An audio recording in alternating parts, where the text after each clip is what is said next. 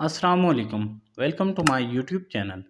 इस वीडियो में मैं आपको डोल्टी टीथिंग ड्रॉप्स के बारे में डिटेल में बताऊंगा कि इसका एक्टिव इंग्रेडिएंट क्या है, किन किन बीमारियों में बच्चों में आप इसे इस्तेमाल कर सकते हैं, किस तरह आपने इस्तेमाल करना है, किस मिकदार में आपने इस्तेमाल करना है, किस उम्र के बच्चों में किस मिकदार में आपने ये ड्रॉप्स इस्तेमाल करने हैं। डोल्टी ड्रॉप्स, जैसा कि इसके ऊपर मेंशन भी है, टीथिंग ड्रॉप्स हैं। टीथिंग डिस्कम्फोर्ट को ख़त्म करते हैं। छोटे बच्चों में दांत निकालते वक्त जो उन्हें दर्द होता है, पेन होता है, उसको ख़त्म करते हैं।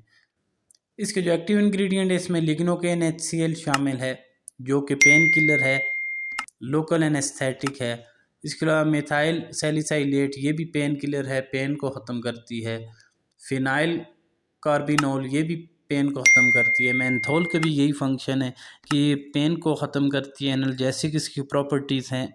साथ में ये डाइजेशन को भी प्रोमोट करती है। अगर आपका बच्चा दांत निकालते वक्त रोता रहता है, 6 माह से 1.5 साल तक बच्चे दांत निकालना शुरू करते हैं। अगर इस एज में वो दांत निकाल रहा है, उसके मसोड़ों में दर्द रहता है, वो रोता रहता है, तो उसमें आप ये इस्तेमाल कर सकते हैं। इसका तरीका इस्तेमाल आपको बता देता हूँ कि 2 से 3 कतरे आपने अपनी उंगली पर लगाकर बच्चे के गंद पर, मसोड़ों पर लगा देने, आहिस्ता आहिस्ता इस तरह लगाने ताकि जज़ब हो जाए। और जिस जगह से वो दांत निकाल रहे हैं उन मसोड़ों पर लगाने। जब आप ये लगाएंगे तो उसे जो दर्द है उससे आराम हो जाएगा, जो स्वेलिंग है वो भी ख़त्म हो जाएगी और दांत निकलने में आसानी होगी। इसके अलावा ये डोल्टी ड्रॉप्स एक्सेसिव सलाइवेशन के लिए, अगर बच्चे को मुंह में थूक बहुत ज़्यादा बन रहा है, मुंह से उससे पानी गिरता रहा है, तो उसके लिए भी इस्तेमाल किए जाते हैं। इस वीडियो में मैंने आपको डिटेल में डोल्टी टीथिंग ड्रॉप्स के बारे में बता दिया है।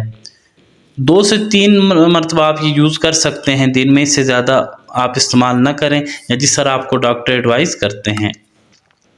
डोल्टी ड्रॉप्स वुडवर्ड्स मेडिसिन की कंपनी से मैन्युफैक्चर करती है।